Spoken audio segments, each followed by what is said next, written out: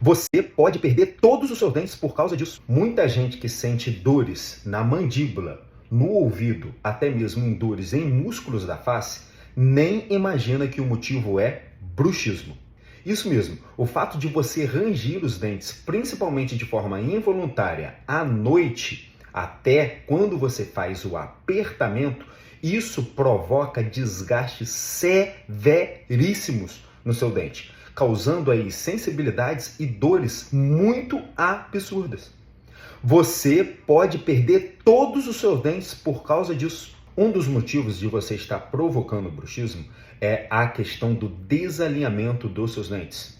Os dentes não adaptados, não encaixados 100%, não têm uma estabilidade, fazendo com que você provoque o ranger dos dentes.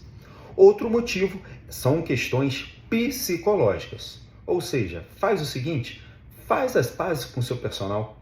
Você precisa de um sorriso estabilizado e com saúde. Quer saber o tratamento ideal para você? Está na descrição. Curte e compartilha.